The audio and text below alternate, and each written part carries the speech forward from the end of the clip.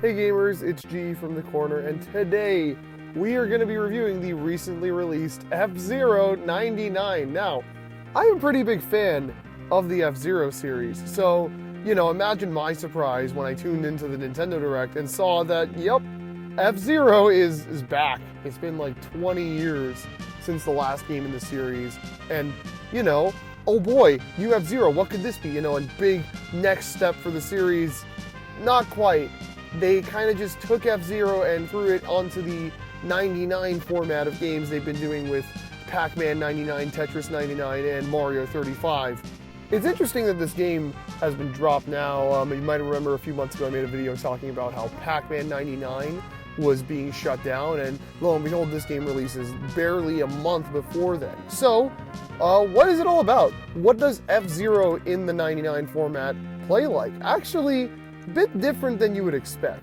So for the 99 format of games, usually it's just 99 people are playing the game, and as players do well, other players are hindered by their performance. So let's say I would get a line in Tetris or eat a ghost in Pac-Man. Okay, now the other players are going to have dummy ghosts that'll hurt them show up on their stage. So I was expecting F-Zero to kind of play the same if they ever brought it over, but instead, they actually kind of made it more like just an F-Zero battle royale. Basically, in a lot of the F-Zero games, there is a death race mode, or sort of just the goal of not just finishing the race, but surviving the race. You can be eliminated by ramming into players too often or falling off the track. In F-Zero 99, these same rules apply, except now you're playing against 99 other players. Which, while not, completely changing the game, does make things a little different. There'll be a lot of times where there's a boatload of racers just smushed together. It looks really, really goofy and absurd on the track. It's funny because the game is clearly based off of the original F-Zero, which is another reason why, instant criticism. Why the hell did we have to make F-Zero coming back into a throwback game based on a Super Nintendo game? We want to see the future of this series, not just F-Zero on Super Nintendo, but actually it kind of plays like the later games. The controls feel a lot tighter, more responsive than they did in the SNES game. They even added the spin move that you could do in X and GX to knock other players out of the way and deal more damage.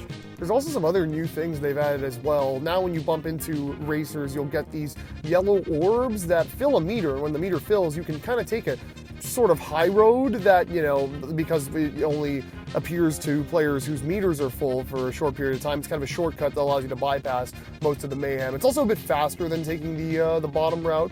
You can also find these big gold cars on the field, which will give you a lot of these points. It's weird, right? This is some cool new stuff they're putting in here that makes the game honestly pretty engaging. I played a bit of it earlier today and I was like, you know what? Yeah, this is good stuff. Honestly, it's pretty fun, it's pretty addictive, but that's not even everything. You only get the original 4 machines from the Super Nintendo F-Zero game, but you can customize them by playing the game. You unlock these new colors, decals, designs, boost colors as well that you could place on the carts to really, make your car feel like your car. I mean, like, it's a feature that was in GX, a lot crazier in GX admittedly, but, it's cool to see some version of it here. The game also features a secondary rule set that'll rotate, I think, every 20 minutes or so. Maybe you'll play a team race, maybe you'll play a Grand Prix, a mini Grand Prix, stuff like that. There's tickets, there's a bunch of unlocks, there's a bunch of stuff. There's a lot more to this game than I thought, but also still not that much. This isn't the revival, the return of F-Zero. Everybody's been saying it. This is a litmus test to see if people are even interested in the brand, because clearly they want to do something, right? I thought the answer would have been to remaster GX and have a real F-Zero game on the Switch for people to buy, but I guess this is what they thought would be more effective. And I mean, it's cool, but, I don't know. I like it. There's some F-Zero aspects I like about it, obviously the setting, the music, I love the soundtrack to the original, it's all here. It's an F-Zero game, but it doesn't really feel like an F-Zero game. Because it's the Super Nintendo game, you don't get any of the character. You don't get to see all these crazy, cool pilots doing stuff, being funny. You really only get to see your machines and Mr. Zero popping in for the load screens and whatever with, old art assets from the Super Nintendo game. It's weird. What does this even say if people like this? Do they like F-Zero? Are they going to like all the things about F-Zero in an actual F-Zero game? I mean, it does play like one. I can't admit that. The controls do feel like F-Zero. You are playing F-Zero when you're playing this game, but I don't know. It's an odd one.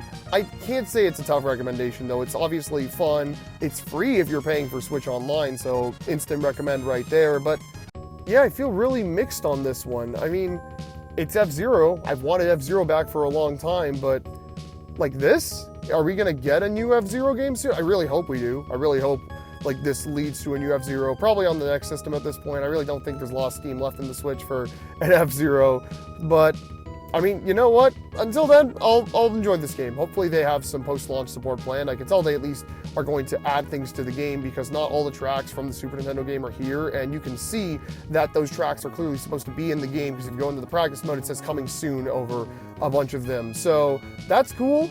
I would love, you know, extra tracks, new tracks maybe. Maybe they do themed events like in the in Tetris 99, although I doubt it considering this game's a lot more complex to add stuff to, I assume, than Tetris 99. But, you know, I think it's a fun time. I recommend it. I will probably put a few more weeks into it before calling it quits. But yeah, I think that's going to do it for today's review. Bit of a shorter one. I kind of thought there wouldn't be that much to talk about honestly here, so I thought I'd just get this one out real quick just to get my thoughts.